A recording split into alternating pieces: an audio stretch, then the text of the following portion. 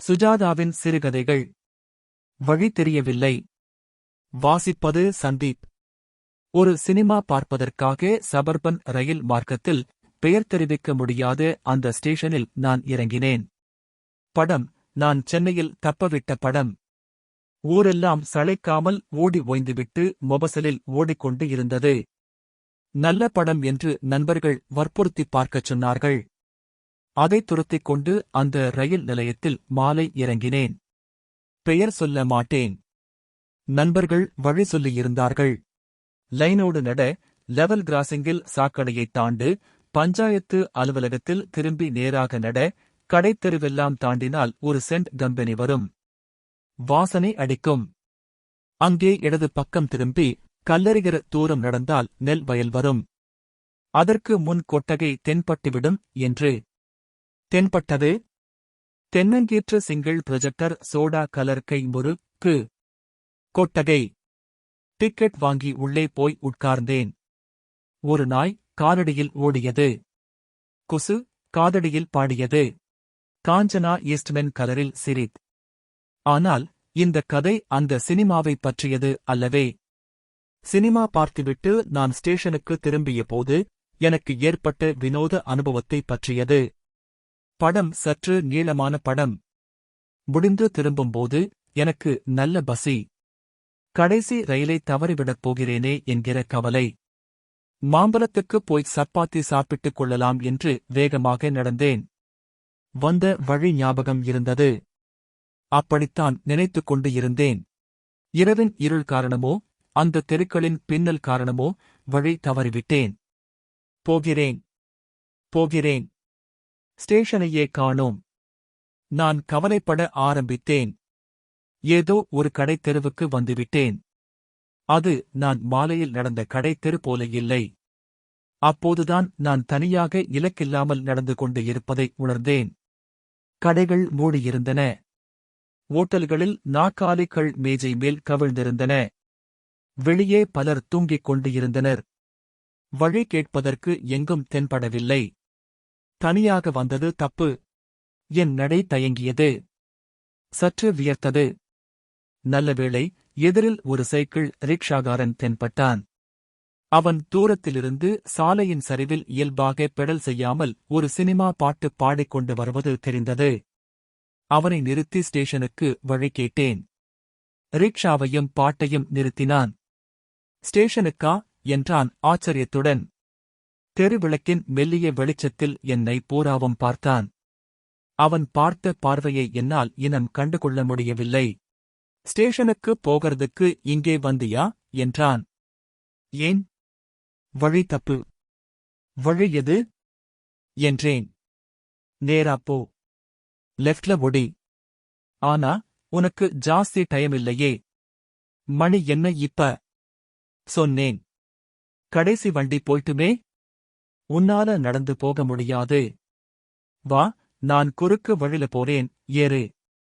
12 அணா கொடு. ஒரே மிதியா மிதிக்கிறேன். 12 அணா என்ன, 12 ரூபாய் கொடுக்க தயாராய் ஏறிக்கொண்டேன்.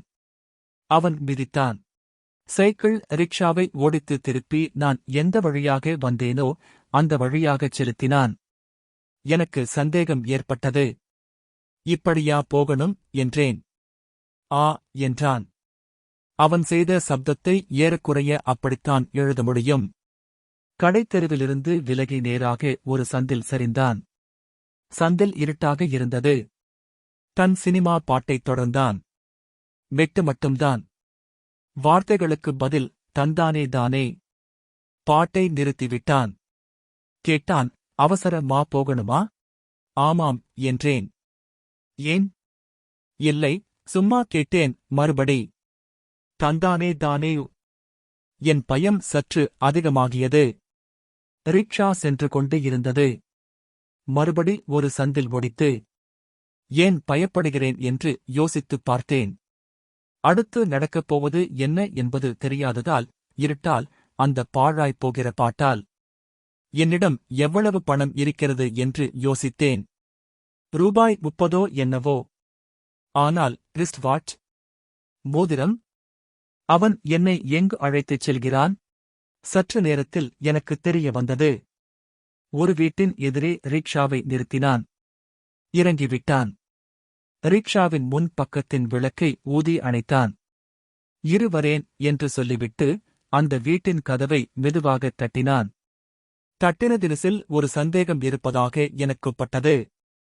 அவன் மெதுவாக சொர்ணம் என்று கூப்பிட்டது கேட்டது. உள்ளே இருந்து யாரு என்று கேட்டது. பெண் குரல். நான்தான் கோபாலு.